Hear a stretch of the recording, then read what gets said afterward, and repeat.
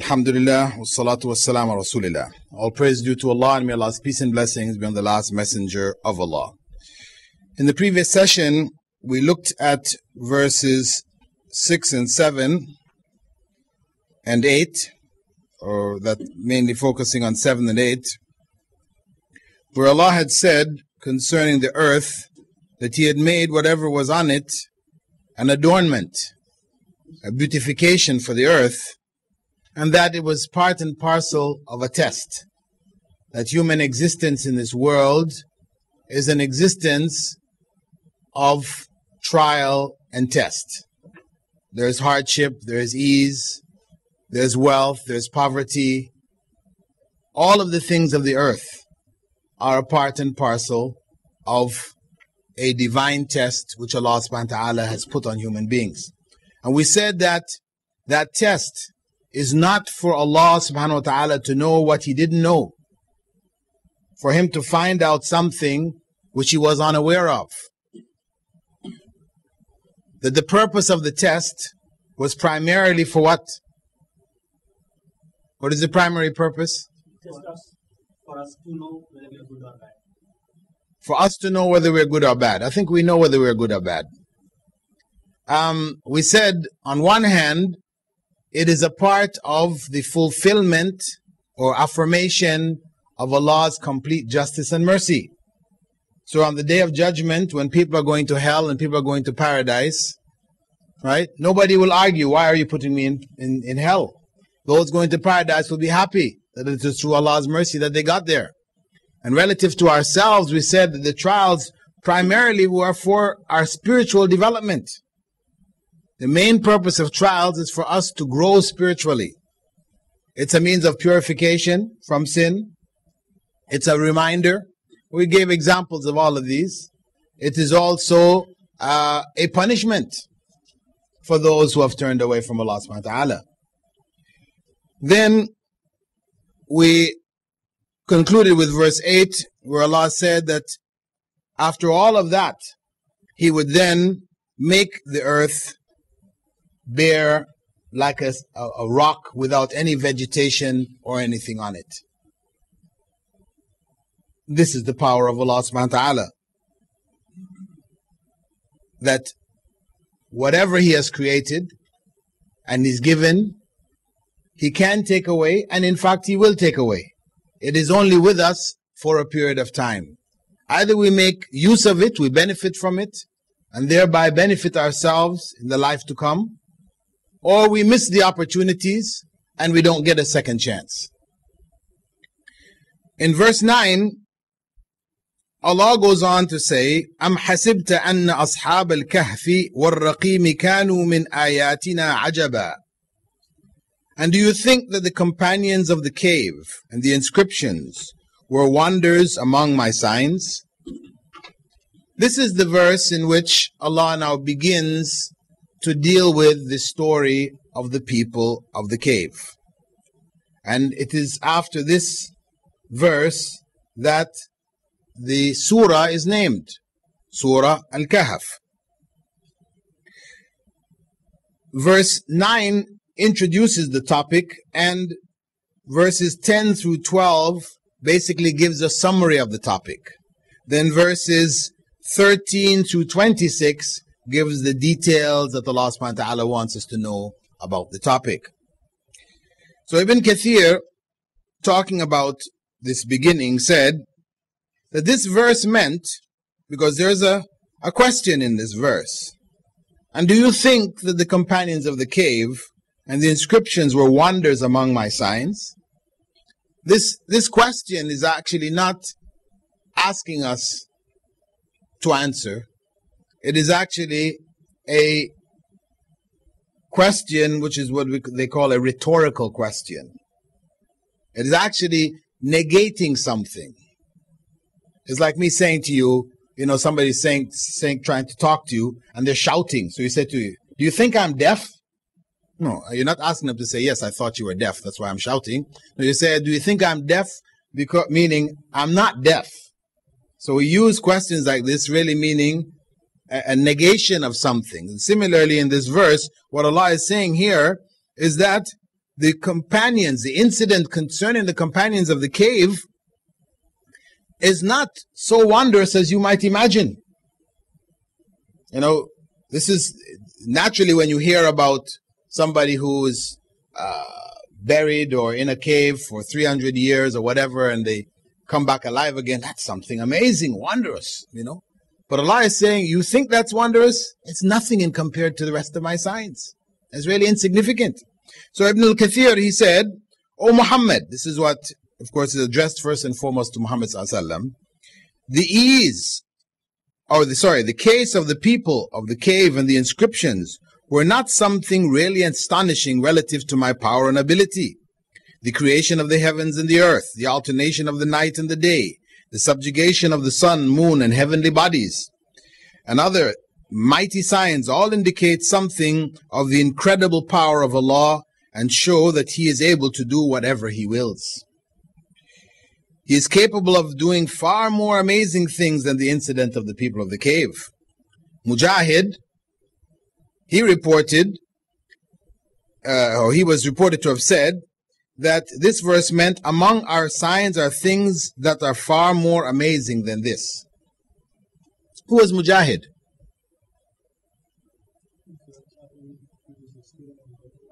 Yes, he was among the Tabi'een, students of the Sahaba, and in particular, he was one of the students of Ibn Abbas. You know, much of the Tafseer of Ibn Abbas is narrated through Mujahid. So he was, you could say, one of the leading Tafseer scholars of the Tabi'een. There is a reminder in this verse for humankind that human beings and the incidents of their lives are quite insignificant in relationship to the remainder of creation. Humans need to be put in their place because of an abundance of wealth and technological discoveries often leads them to arrogance and pride.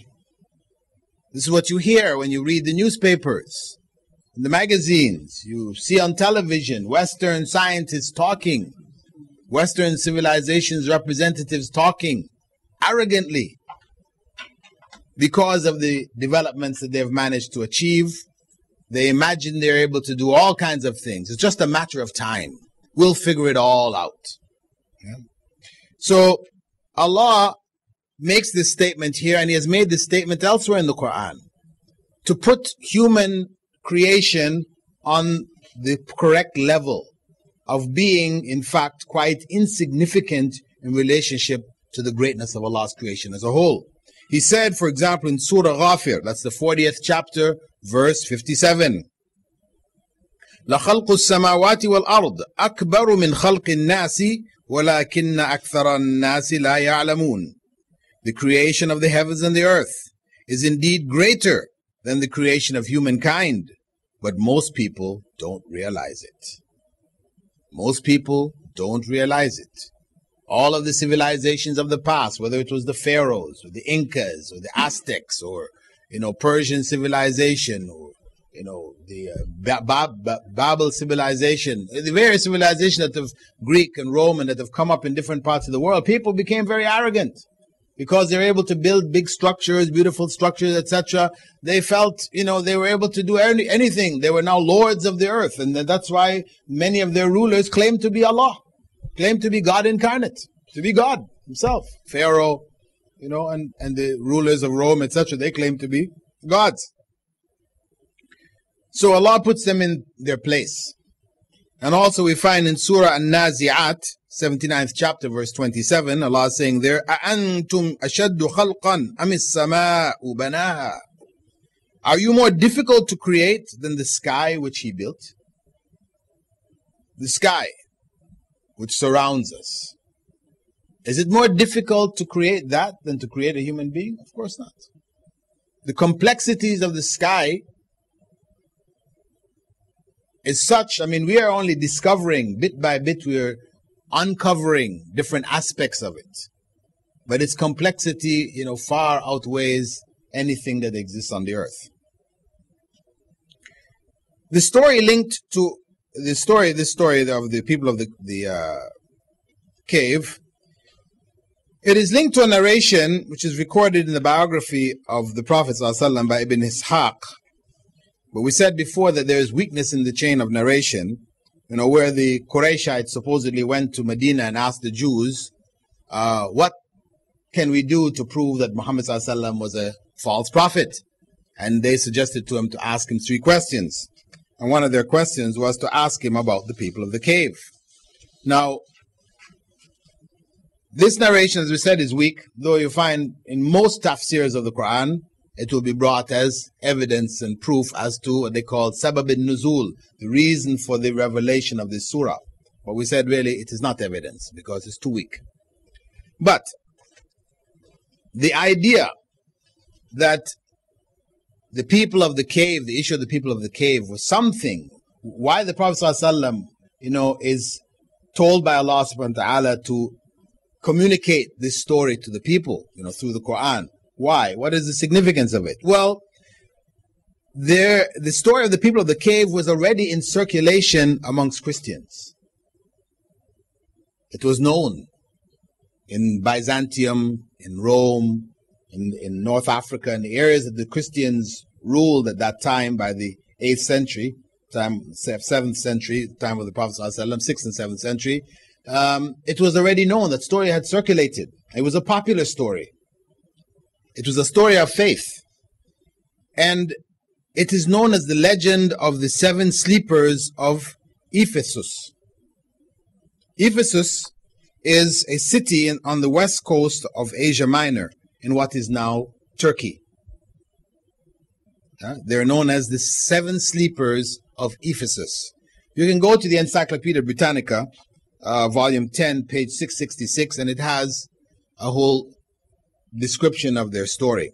The essence of it, anyway, is that some Christians were persecuted in the 3rd century, around 250 CE, under the Roman Emperor Decius the 7th, or some narrations say it was Decius the 8th. Some Christian soldiers concealed themselves near the city of Ephesus in a cave to which the entry was later sealed.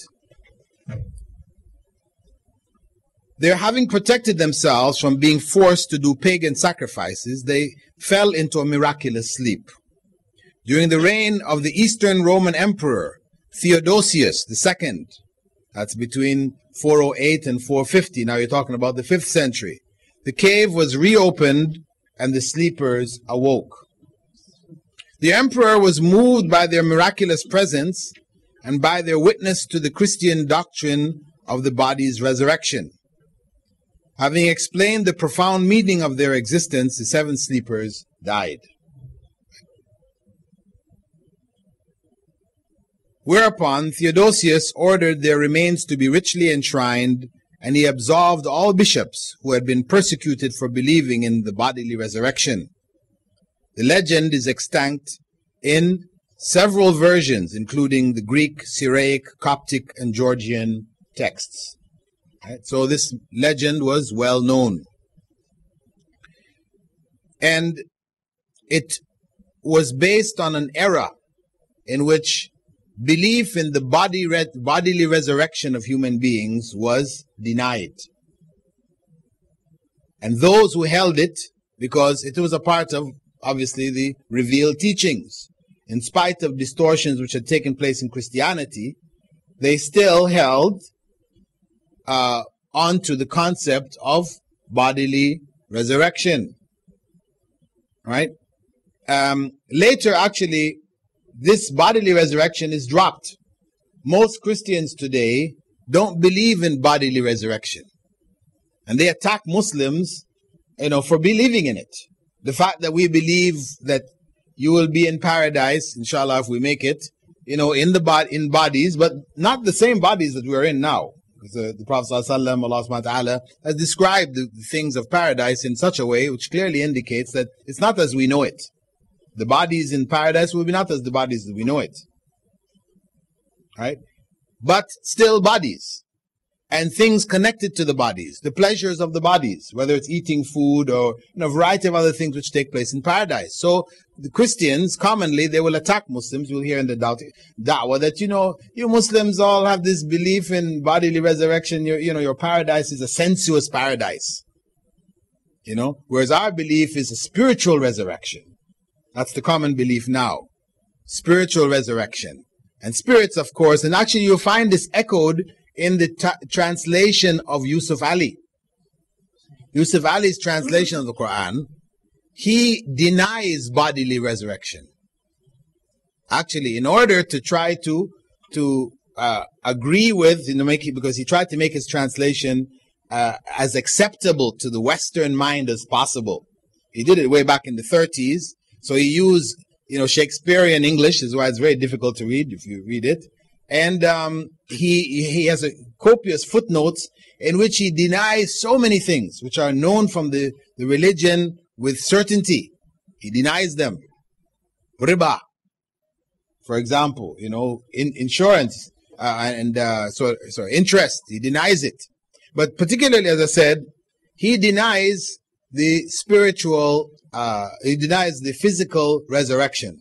So he says, no, it is spiritual. People in paradise will be spirits. Why? Because that was Christian belief. Right? This is more in keeping with what was acceptable in the West. So, as we said, that belief later became dominant. But there was a period of time when it came in, and those who held on to bodily resurrection were persecuted. And it was in that period of time that the 7 sleepers of Ephesus went to sleep in the cave, were woken up hundreds of years later, and because of the ruler of the time, seeing that this was obviously like bodily resurrection, because they came alive when they opened up the cave, they found them alive, they communicated with them, and after they communicated the message, they died. So then the idea of bodily resurrection was affirmed, right? Which is, of course, Muslim belief. Anyway, according to them, the story is supposed to have taken place in the 5th century of the Christian era. And you know that Islam appeared in the 6th. So obviously, this story has no connection with Islamic sources, meaning like Muslims circulated it, right? It came up in the Quran, and as we said, it's found in the texts from various parts of the Christian world of the time. The Coptic, this is from Egypt. Syriac from Sham, what is known as Sham. The Greek texts, as well as Georgian texts, those are from Turkey and north of Turkey. Anyway, Islam confirms the story in the Quran. But the details of the story are different. There are details different. This is the nature, the common status of stories found in biblical sources and the Quranic stories. You'll find their differences. And what you'll find in general is that the stories in the Quran focus on the essential message. They clarify misunderstandings, and they focus on what is the essential spiritual message that needed to be conveyed. They leave out a lot of the details. If you read the story of Yusuf, for example, in the Bible, you'll be amazed, actually. It's so similar to what is in the Quran. It's, that's why they claim, Christians oftentimes will claim that you Muslims just copied it from the Quran, because it's so similar. But actually, when you look at it more closely, you'll find there is a significant difference. This is it, basically. In the story of Yusuf in the Bible, they will describe the door of Yaqub's house and what, kind of doorknob was made there, and, details in the kitchen and, utensils, and hey, this is not really important, right? So they have all this detail. The same story, which, covers like 50, 60 pages in the Bible, you'll find it in the Quran in 10 pages. The difference being the Quran focuses on the essential points and the spiritual message which is to be gotten across. Anyway, from Muslim sources, historical sources, in the 9th century, in the reign of the Abbasid Caliph Al-Wathiq, he sent an expedition north to Ephesus to find the cave, right? As he also sent an expedition into Central Asia looking for the wall of Dhul Qarnayn, right? So we know this is a historical point only. Anyway, Allah goes on to say in the 10th verse, إذ أوى الفتية إلى الكهف فقالوا ربنا آتنا من لدنك رحمة وهيئ لنا من أمرنا رشدا. When the young men fled for refuge to the cave, they said, Our Lord, grant us your mercy and arrange our affairs for us in the right way. Imam al-Qurtubi, he noted that this verse is explicit concerning fleeing for the sake of one's religion and the abandonment of family, children, relatives, friends, land, and wealth out of fear of trials and what persecution a person may experience. And if we're looking, what can we extract from the verse? Because Allah has revealed these verses with messages. What is a message being given to us here? The concept of fleeing for the sake of one's deen, for the sake of one's religion. To preserve the religion, it is a requirement for us to flee when necessary to preserve it. No matter what it means. If it means leaving behind family, friends, and relatives, etc., we do it. The Prophet ﷺ left Mecca, fleeing for his own religion, and so did his companions. He hid in a cave. He hid in a cave. And Allah spoke about it in the Quran. The Prophet ﷺ and his companions abandoned their city, left their lands, their homes, family, children, relatives, and their close friends, hoping to preserve their religion and to escape from the persecution of the pagans of Mecca. The first hijrah was to Abyssinia, to Ethiopia. Why was that? Why did they do that? To escape persecution, fleeing for the religion. And this is what we refer to also as the hijrah. The hijrah. Unfortunately, today, our hijrah is for other reasons. When we look at the mass of Muslims who have left Muslim lands, they've made hijrah to Western lands for the dunya. The opposite. Something unthinkable to the early generations of Muslims. That you would leave the land of Muslims and go and live amongst the kuffar merely for material gain. That is unthinkable. Prohibited by the scholars.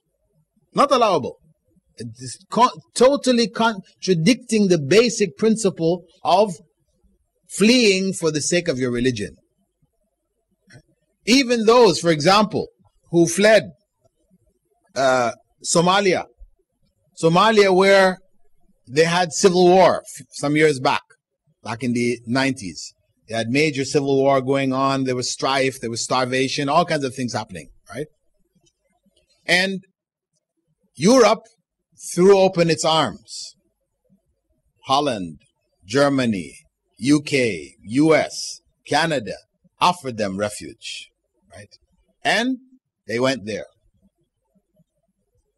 You know that for how many years Christian missionaries had been trying to convert Somalis?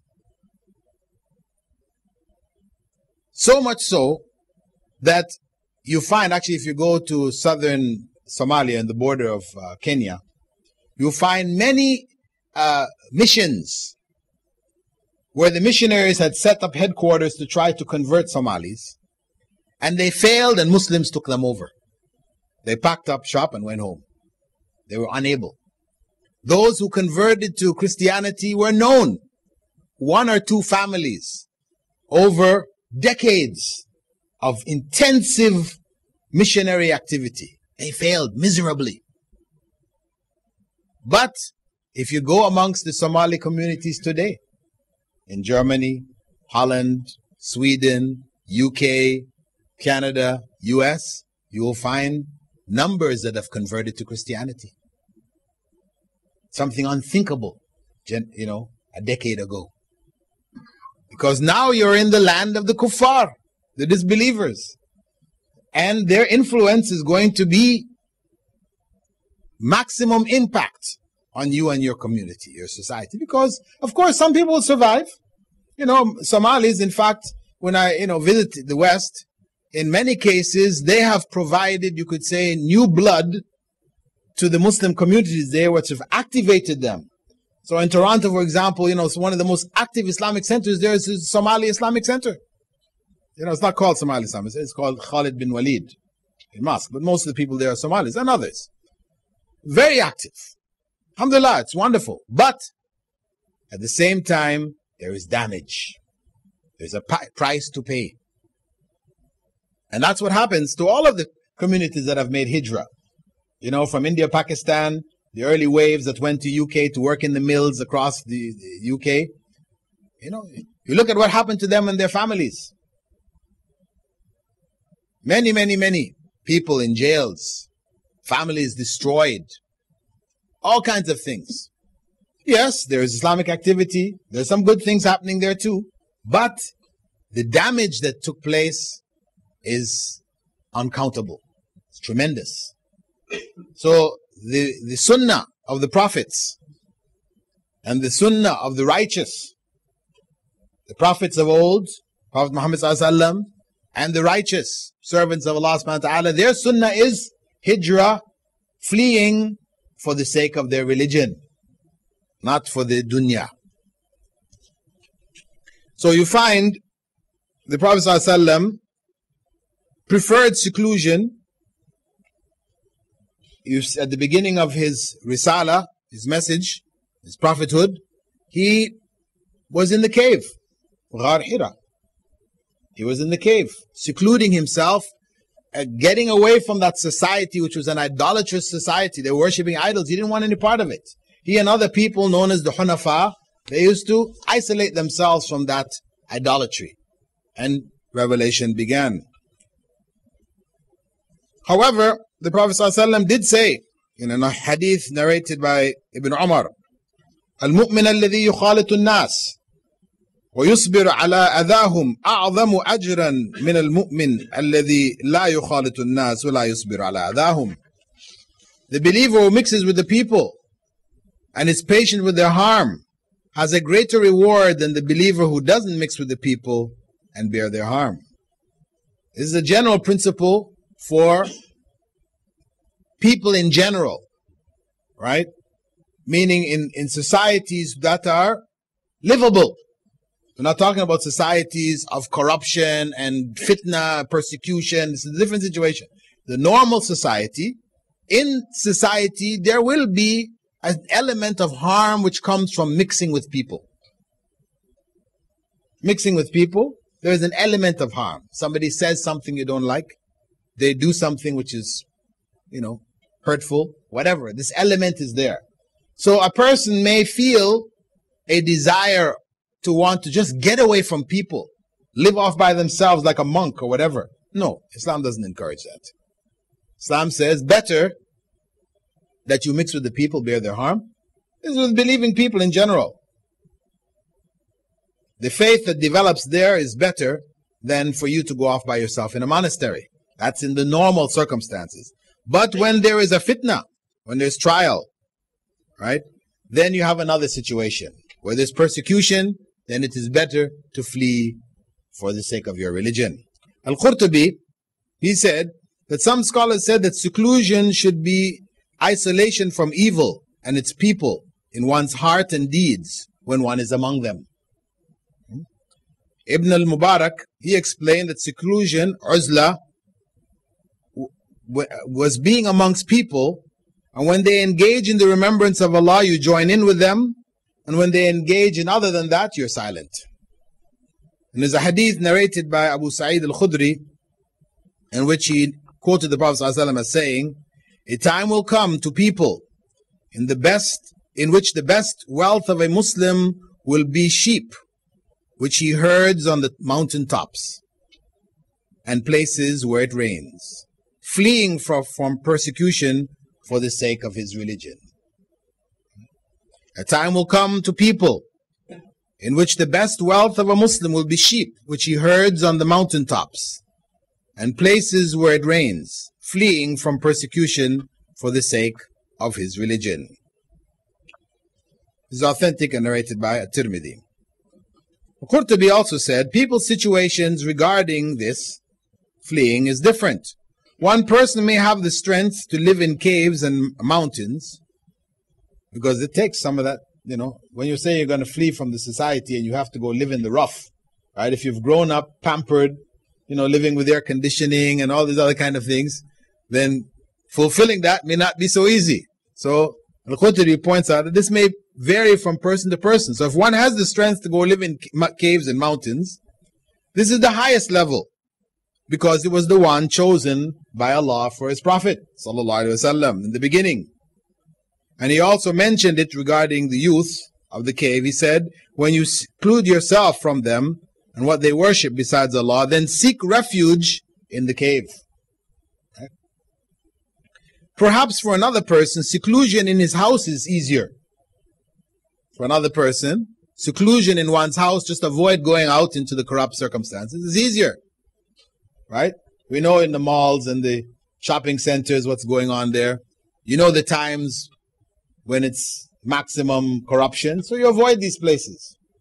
You stay in your home and you go out only when it's necessary. And that was the path taken by a number of the companions of the Prophet ﷺ who had taken part in the Battle of Badr, meaning that they were promised paradise. The Prophet ﷺ promised those who took part in the Battle of Badr paradise, all of the companions. So many of those who had taken part in the Battle of Badr, when Uthman radiallahu anhu, the third caliph, was assassinated, they stayed in their homes. They're in Medina. They stayed in their homes and didn't leave their homes until their bodies were taken to the graveyards. Other people may find a point between them, to be patient while mixing with people and bearing their harm. So he is with them outwardly while against them inwardly. So each person finds the level that he or she can handle.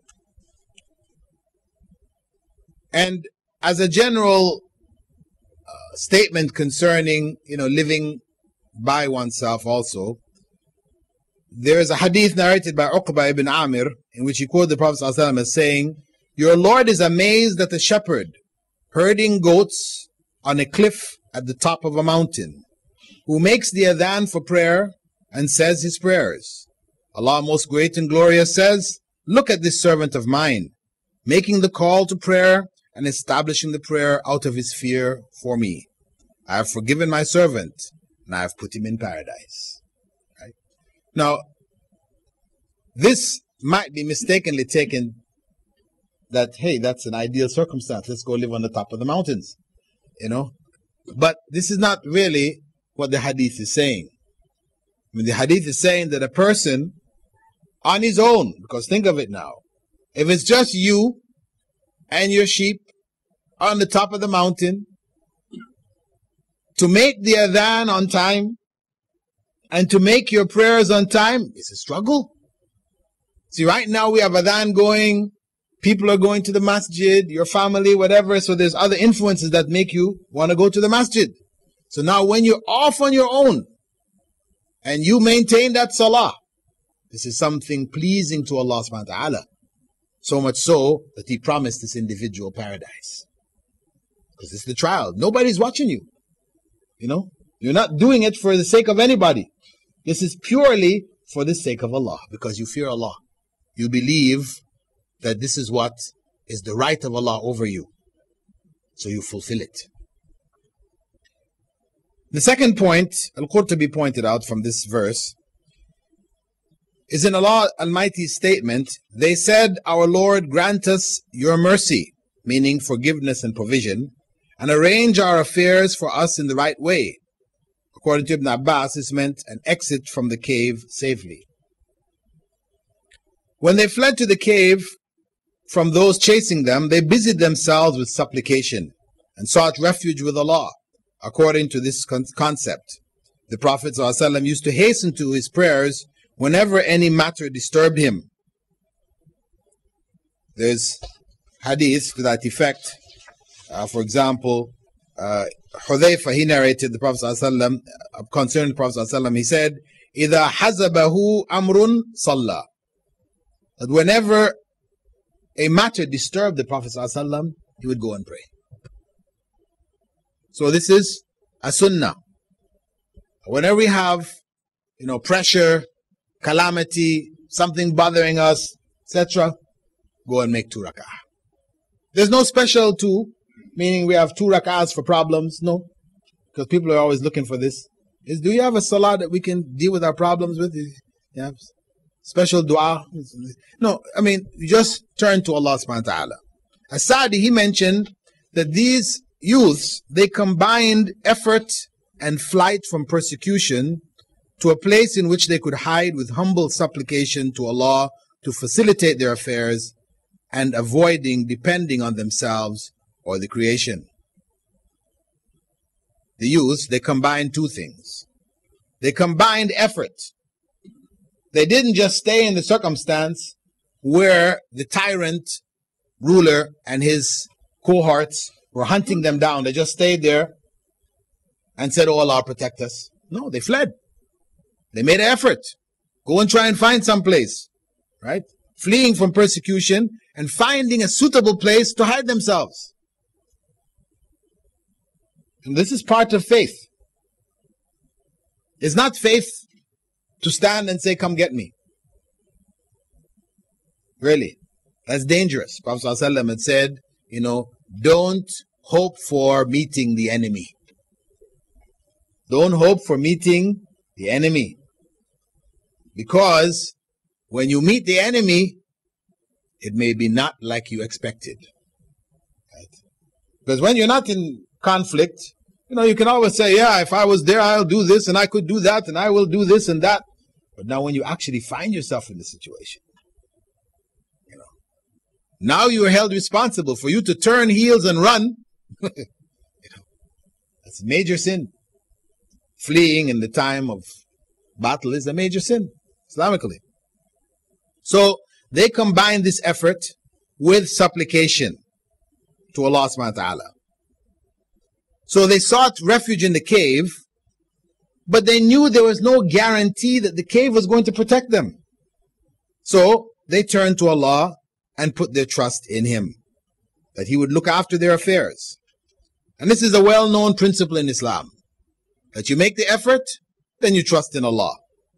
This trusting Allah after effort is called tawakkul. Tawakkul. There's another thing where people don't make the effort, but they just put their trust in Allah. This is called tawakkul. Right? They sound similar. One is tawakkul, the other one is tawakkul. That second one is not acceptable Islamically. Well, some people say, but if Allah wishes it to happen, it's going to happen. If it has been written for you, it will happen. Okay, so you want to have children. This is your desire. You pray to Allah. Oh Allah, please, grant me children. But you don't leave your home. You don't go to try to find a wife. But you say, sitting at home, oh Allah, grant me children. We have some reason. Allah gave us reason and logic here to combine cause and effect. And we function according to it. And that's why the well-known hadith, which is it's narrated, where is it? In Sunan at-Tirmidhi, authentic hadith, in which a man came into the masjid. Right? As he was about to go and sit down with the Prophet ﷺ, he realized that he had forgotten to tie his camel up. So he said to the Prophet ﷺ, when he caught himself, he was going to go back, but he said, I better ask the Prophet ﷺ to see what he has to say about this. Is it better for me to trust in Allah, right, and let the camel go? If it's going to go, let it go. Or should I go and tie it up? He saw a difference between the two. Going to tie it up, basically you're saying, I'm going to take care of my business. Right? Whereas trusting in Allah is just leaving it to Allah. Prophet ﷺ said what? Aqilha wa tawakkal. Tie it up and trust in Allah. Because even after you tied it up, there's no guarantee it's still going to be there. Other things can happen. But the basic principle is you make the effort first and then you turn your affairs over to Allah. This is what Salatul Istikhara is about also. A lot of people don't understand Salatul Istikhara. It's mixed up in their minds. They think Salatul Istikhara is what? Like a crystal ball. You want to know the future, right? Should I,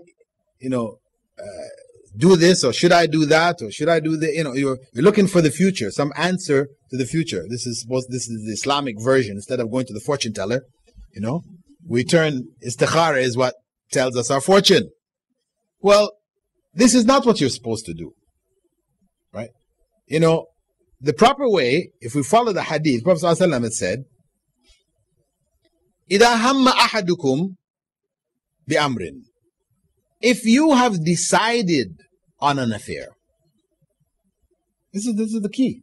You have decided on an affair. Okay, you want to marry this particular person. Right? Usually people are using it for marriage. Right? You want to marry this person. Should I marry this person or not? What people are doing is, okay, I don't know whether I should marry him or not. Okay, let me make istikhara. Make istikhara before you go to sleep, waiting for something in a dream, a green light to blink in the dream or something, right? Tell you go ahead. Or some kind of sign which you go back, to the Maulana or whatever he's going to interpret it for you. That's a go ahead sign. But this is not what Prophet ﷺ said. He never said anything of this. He never said do it before going to sleep. He never said look for it in your dream. He never said anybody's going to interpret it for you at all.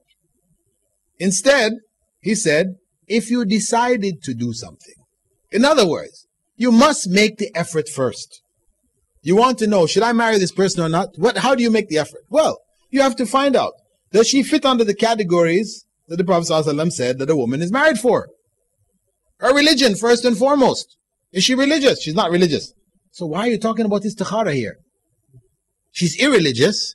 She's not covering. She's not praying 5 times a day. So many things. Oh, she's beautiful. But all the other things are not there. And you're going to make istikhara. No. This is not the place to make istikhara. No.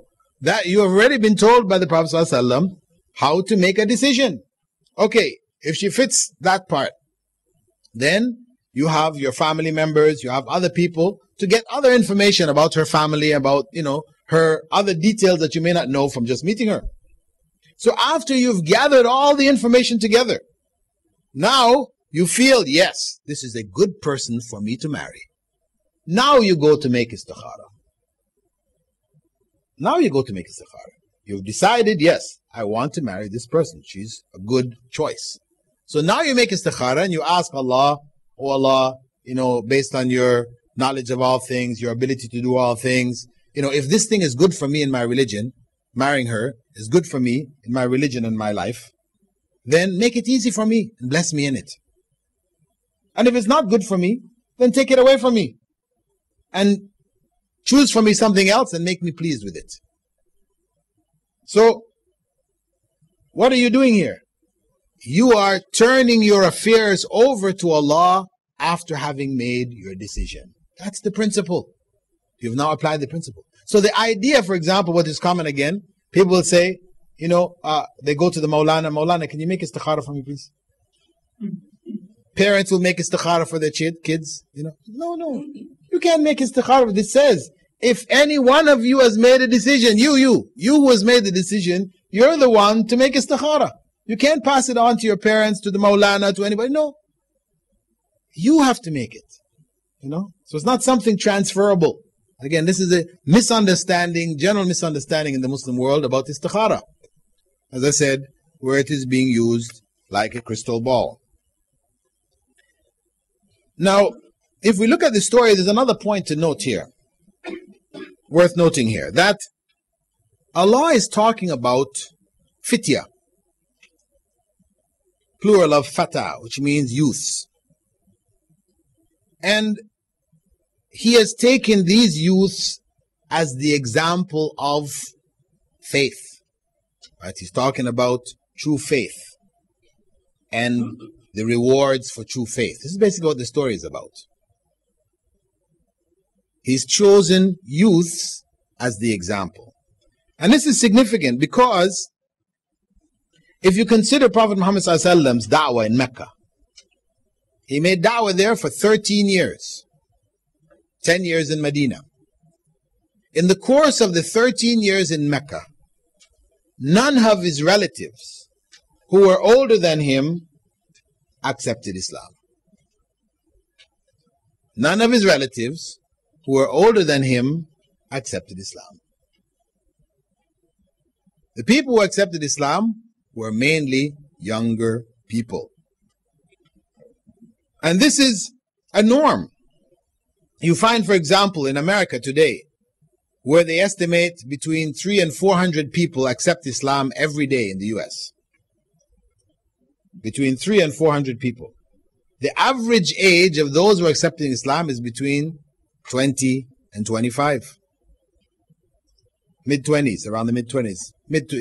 26, 27 also. Mid-20s, basically. And personally, I know of the 3,000 Americans who accepted Islam after the first Gulf War, 3,000 American troops, soldiers that came over there, accepted Islam. Of those 3,000, at least 80% of them were young, early 20s, 19. Why? Because young people are open to new ideas. Old people are fixed in their ways. Custom and tradition, they want to hold on to tooth and nail. Young people are rebellious. Isn't that part of the nature of youth? From what they call the terrible twos. The kids, right? They have the period called the terrible twos. When the kids hit 2, then they are rejecting everything. They're, fighting with you from age 2 onwards. There is rebellion happening, right? And it peaks in the teens. So this is the nature of the youth. So the point is that when they are exposed to new ideas, new beliefs, etc., if they feel it's right, they're prepared to rebel against the society, the custom, everything. No problem. Whereas the old person is going to think twice, 3 times. Consequences. What's the family going to say? What is going to happen? And all the things that are connected with it. And what was the case of Abu Talib? Isn't that what it was about? Abu Talib knew the truth. But the whole issue of family and how the rest of the tribe is going to look at us and everything stopped him. Though he knew better than you and I that Muhammad ﷺ was a messenger of Allah. He knew it with a certainty that you and I cannot dream of. He raised the Prophet ﷺ himself. So this is the nature of youth. And the fact that Allah subhanahu wa ta'ala used them as an example of commitment to faith is significant in that it puts faith in youth on a special level. It puts faith in youth on a special level. Those youths who were raised believing in Allah and maintain that belief, then the Prophet ﷺ had a special category for them. When people are resurrected, standing, waiting for the judgment, and the sun will be brought close to them, as if only a mile away. People will be sweating from the heat. Some people, their sweat will be up to their knees, some people up to their neck, some people drowning in their sweat. And there's no relief, no shade. On that day, at that point, there will be 7 groups of people shaded by the throne of Allah, when there will be no other shade. And Abu Hurairah, he narrated the Prophet ﷺ had said, 7 will be shaded by Allah Almighty on a day when there's no shade beside His shade. A just ruler, a youth who grows up worshipping Allah, a man whose heart is attached to the mosques, 2 men who love each other for the sake of Allah. They meet on the basis of it and separate on the basis of it. A man who is invited by a woman of high position and beauty and replies, invited to corruption, and replies, "Indeed, I fear Allah." A man who gives charity and hides it so much that his left hand is unaware of what his right hand gave. And a man who remembers Allah in private and his eyes become filled with tears. So the second category, the young person who grows up worshipping Allah. That category is related to the first category, the righteous ruler. The Imam, called Imam Adil, the righteous ruler. Why? Because where there is a righteous ruler, he is going to have an impact on the society. He will establish the laws of Allah in the society. So then it will be easier for young people to grow up fearing Allah, right? Because the society will be Islamized. Islam will be in the educational system, it will be in the social system, it will be throughout the society. But in the case where a society is corrupt, as most societies in the world today are, amongst Muslims as well as non-Muslims, growing up fearing Allah is something rare. It is something rare. This is a special case. And this is why the Prophet ﷺ identified them in this special category. The question that we need to ask ourselves, though, we recognize this is a special case. For a young person to grow up with all of the influences that exist around them in the society today, righteous, very difficult. We have to ask ourselves, how do we raise righteous children? I mean, is the raising of children something we do by what we call trial and error? I mean, that's what most of us do, isn't it? Trial and error. Okay. Down the line, you learn from your older kids what you shouldn't do to the younger kids. Right? This is what happens to most of us. But of course, this is a big mistake. This is a big mistake. Raising righteous children has particular requirements that anyone going into marriage or anyone considering raising children has to take into account. As they say, if you fail to plan, you plan to fail. Right? So if you fail to plan out, how am I going to tackle this thing of raising children? In other words, you're just going to do it Bumble style, learn by your mistakes, then for sure you're going to fail. And you will leave behind damage which may be irreparable. Right? So one has to take the necessary steps. One needs to find out what they are. One has to take them in order to raise righteous children. Of course, the first step, alhamdulillah, wassalatu wassalamu rasulillah. As we were saying that if we are to raise righteous children, then we have to follow some principles. Actually, some scholars point out that if you're now talking about raising righteous children, you've got your kids, you're coming to ask how to raise them righteous. They pointed out that you've already missed the boat. That if you plan to raise righteous children, you have to start even before you got married. You have to choose a righteous wife. But if you haven't chosen a righteous wife, then to talk about raising righteous children, when your wife is going to be spending most of the time with the children, then you've lost the opportunity. The opportunity is gone. And then, in terms of raising the children, of course, one has to consider the environment of the home where the children spends much of its life. That we have to create an Islamic environment. And then the environment outside of the home.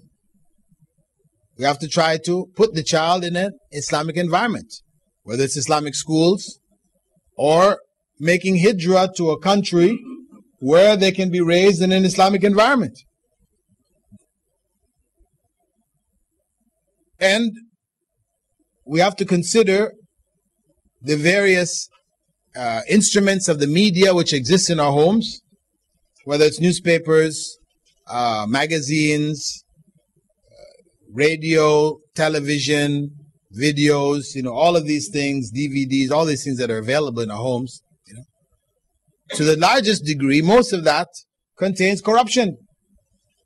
So it means that we would have to clean up our homes on a level which may be quite uncomfortable for a lot of us, because we become used to and accustomed to these forms of entertainment.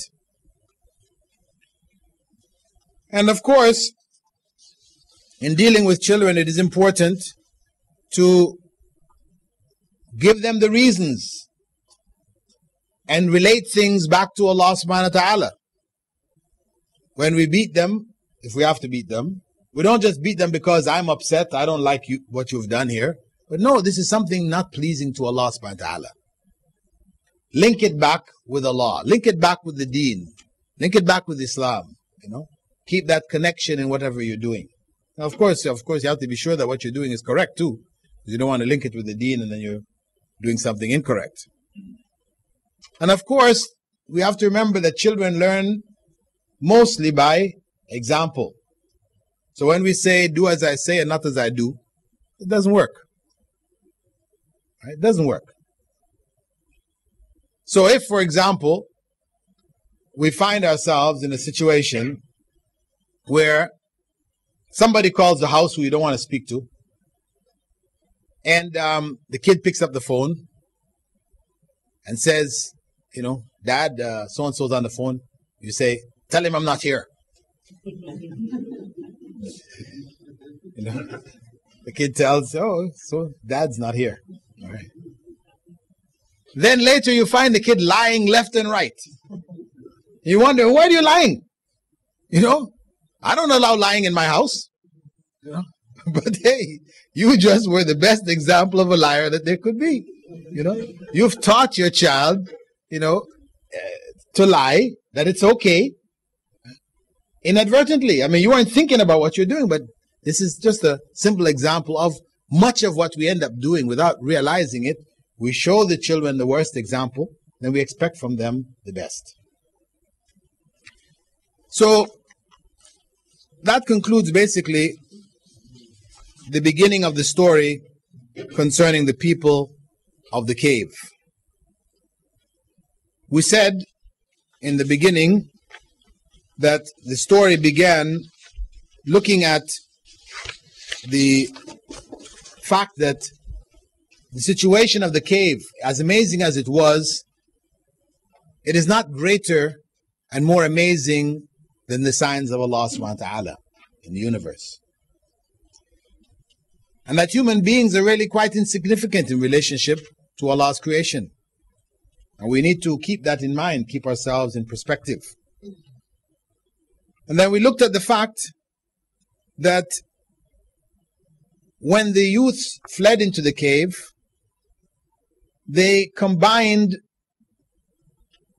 taking steps to protect themselves from persecution with supplication to Allah subhanahu wa ta'ala, putting their trust in Allah after having made their effort.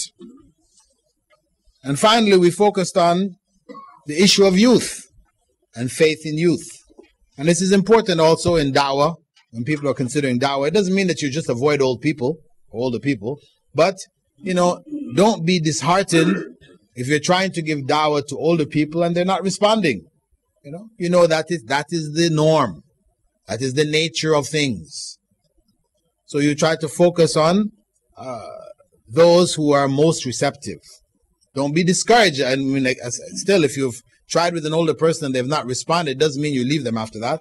As long as they still listen, then you continue to try.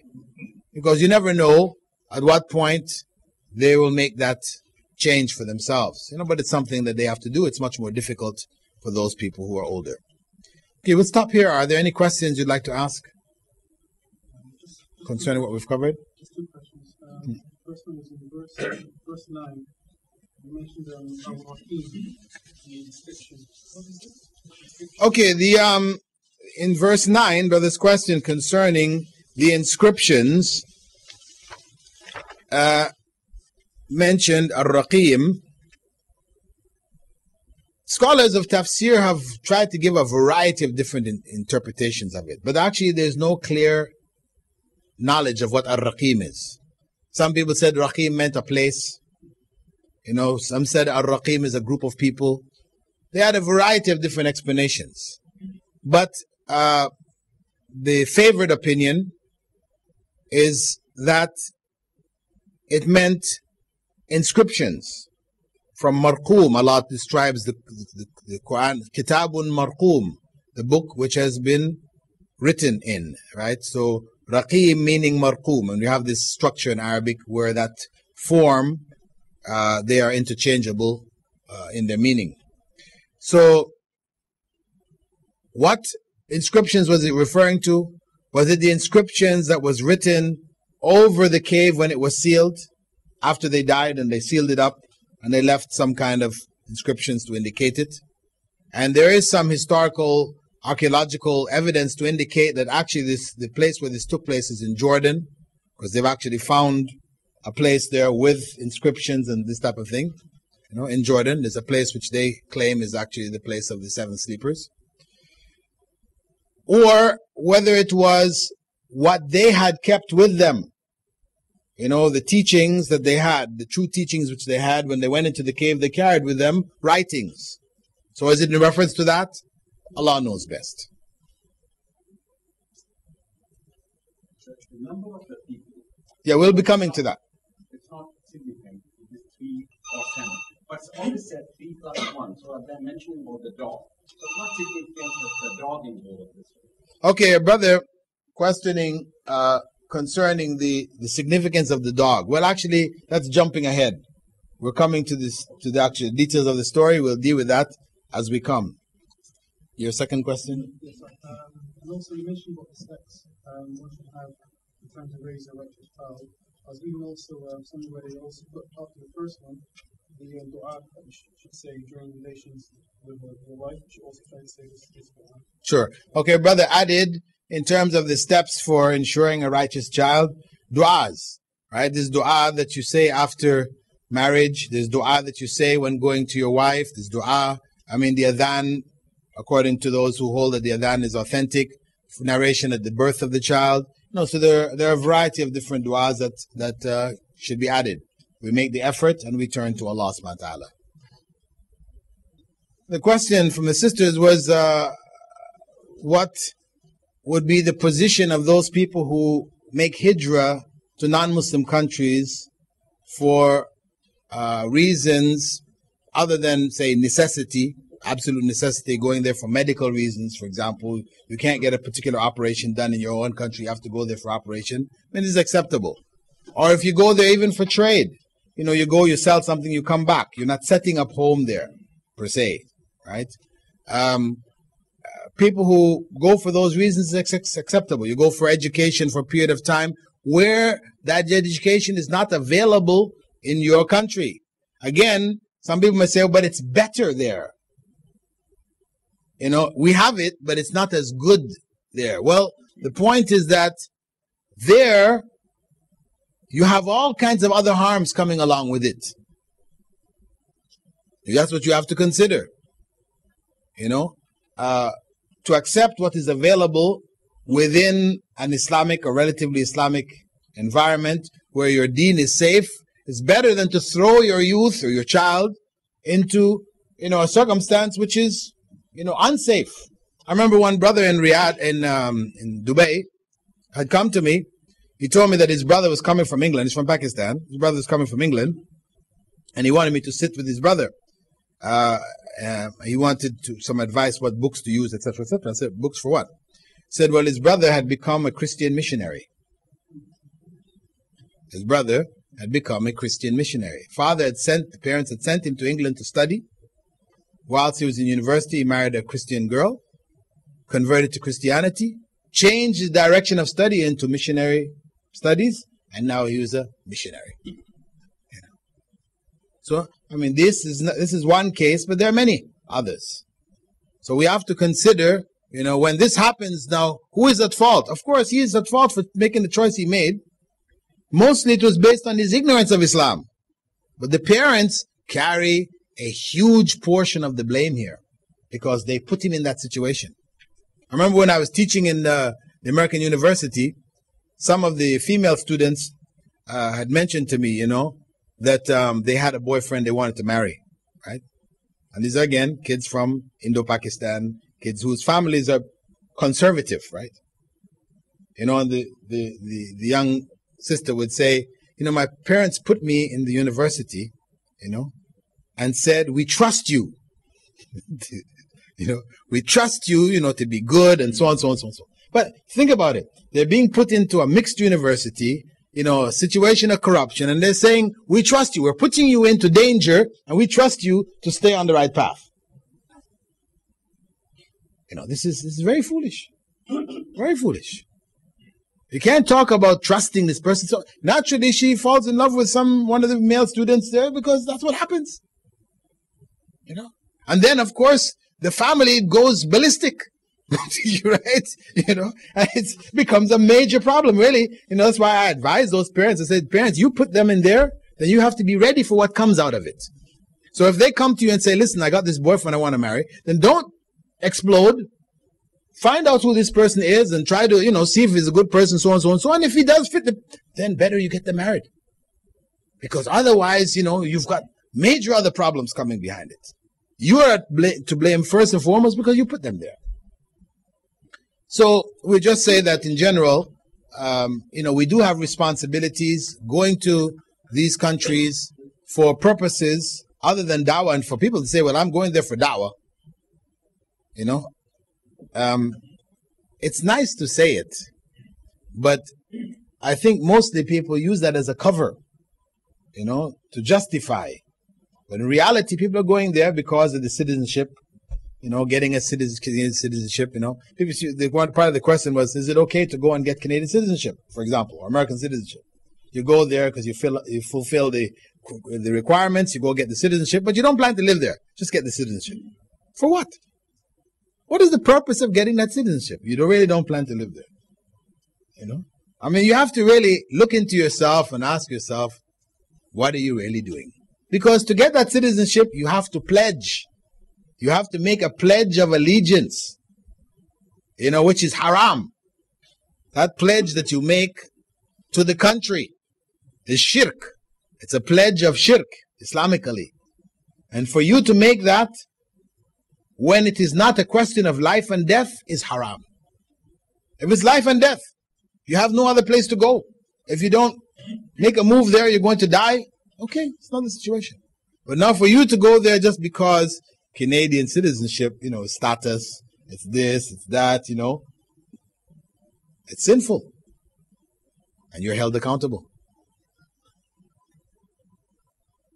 You mentioned about the legend of the seven sleepers, which is mentioned in the book of the Ahl Kitab as well, which is a good point for da'wah. Are there any other references in the Quran that can be related to them as a common point, what Allah mentions in the Quran, come together as a common? Okay, brother, mentioning other references, common references, there are many in the Quran. That I wouldn't really want to try to tackle here now. There are many other references. And it's good to look at the biblical sources involved in da'wah to make comparative presentations, for the da'wah purpose. Question from the sister's side concerning one sister who went to Jordan and she was taken on a tour and she was taken to the cave. This is, I just spoke about in Jordan, where they claim it to be the cave of the sleepers. She said basically that I know it probably wasn't. Well, we don't know. Because the fact that it's, they refer to it as Ephesus in southern Turkey doesn't necessarily mean that that's where it is. That's just a Christian claim. Right? It may not necessarily have been there. And one just has to look at really what is the archaeological evidence to support it. To track it down. There's have to be some historical record behind it.